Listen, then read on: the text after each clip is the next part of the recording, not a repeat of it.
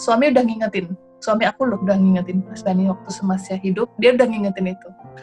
Ya udah, apa yang kita miliki di bumi ini, mau orang tua kita, mau apa, tinggal kita nunggu siapa yang duluan gitu ngomongnya.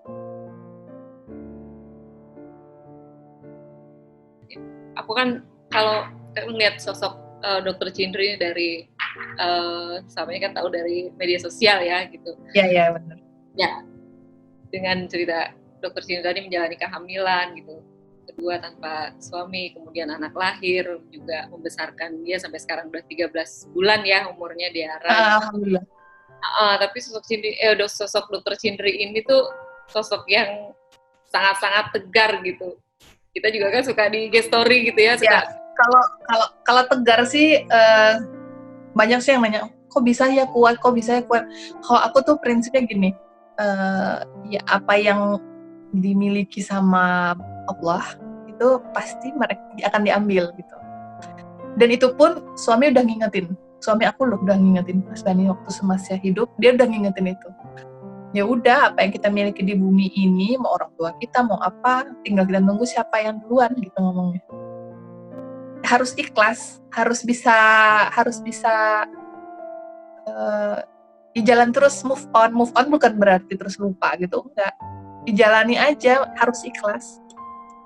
Bukan terus sok tegar, sok kuat, ya dikuat-kuatin karena mau gimana lagi. Kalau aku orangnya bukan pasrah ya, apa ya istilahnya, lebih ke jalani aja gitu. Yang ke depan, yang belakang gitu. Nggak mau terlalu meratapi kesedihan. Aku pengen ke depan terus gitu.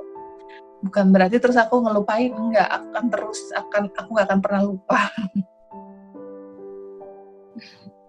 Dengan prinsip itu jadi alasan juga Dr. Cindri untuk mengenalkan sosok almarhum kepada anak kedua nih ya, yang anak-anak benar ya gitu, atau itu pertimbangannya juga memberitahu kondisi ayahnya juga dengan kakak Inara gini, bahwa ayahnya sudah tidak ada, terus kemudian mengenalkan ke Diara, itu juga ya Dok yang jadi pertimbangan.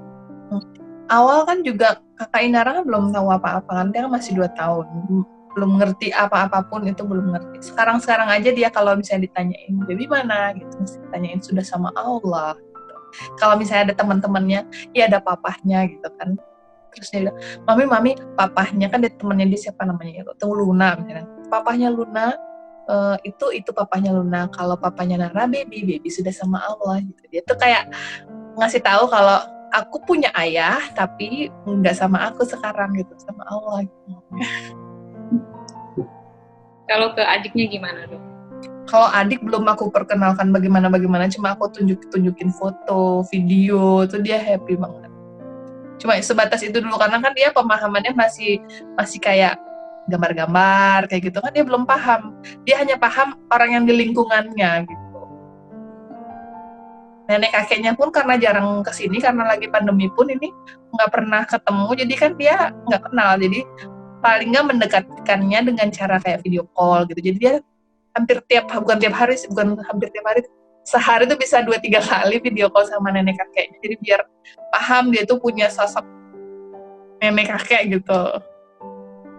Kayak yang kakungnya juga jarang kesini juga. Itu juga jadi cara mengenalkan dia juga ke sosok almarhum lewat foto-foto ya Dok ya? Iya.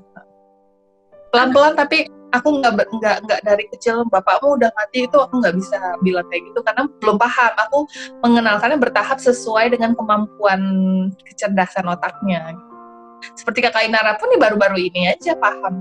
Dulu kan nggak taunya baby nggak ada di rumah, iya baby nggak ada di rumah, udah gitu kan dengan santai-santainya. Mungkin kalau dia paham dia nangis-nangis tiap hari. Sekarang aja dia tuh kayak mungkin baby tahu ada babynya mami, dia tuh kayak gitu, dia diem. Kenapa kak?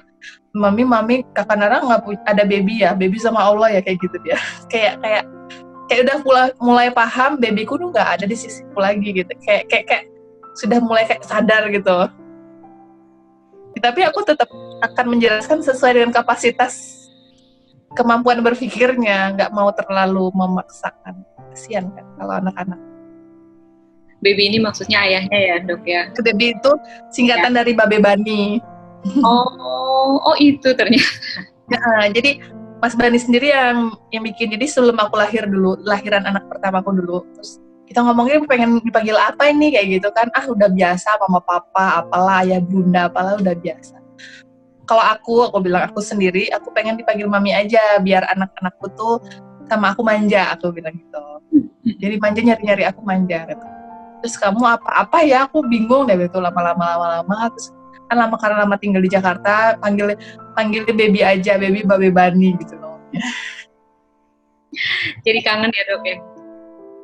Ya kangen, pastinya kangen karena kamar ini yang ditempati ada Mas Bani kayak gitu, rumah ini yang ditempati selalu ada dia gitu ya, kangen semua kegiatan. Tapi ya berusaha kayak, kalau aku mewek terus kan namanya perempuan sensitif ya, apa-apa dibawa nangis, dibawa sensitif. Aku berusaha ya kayak tadi mengalihkan biar aku tetap di depan anak-anakku, aku sosok menjadi panutan mereka gitu. Ya. Luar biasa. Ini juga kemarin. Panutan dalam arti buat anak-anakku, bukan buat orang lain. Anak-anakku kan yang nilai aku gitu. Kalau orang lain kan, nggak mau berlebihan lah. Aku kayaknya sempurna, tapi aku nggak sesempurna itu. Tapi jadi inspirasi juga dong buat. Ya alhamdulillah bisa menginspirasi orang-orang tuh aku senang gitu. Cuma harap dimaklumi juga, aku cuma manusia biasa gitu. Kadang sedih juga, kadang ada marah-marahnya juga, kadang kan kadang anak-anak bukan nakal sih, agak berlebihan sama sekali, aku keceplosan, kadang kan namanya manusiawi ya, cuma terus aku tahan gitu. Jangan sampai aku melontarkan kalimat yang bikin anak-anakku tersinggung kayak gitu. Kadang kan emosi gitu, capek kerja kayak gitu, terus anak-anak rewel, ya itu normal sih, manusiawi, cuma nggak pernah perlihatkan aja ke orang-orang. Ya, itu ya dok ya yang dirasakan sebagai single mother juga. Bener, semua orang sih menurutku, nggak hanya aku. Ya, gimana dok menguatkan hati, menguatkan secara tenaga, pikiran gitu sebagai single mother dengan 2 anak-anak yang masih balita? Nguatin itu dengan, ya mungkin karena ya apa ya istilahnya tuh, aku muslim ya, aku punya iman istilahnya, kalau aku percaya semua apapun itu atas pertolongan yang di atas.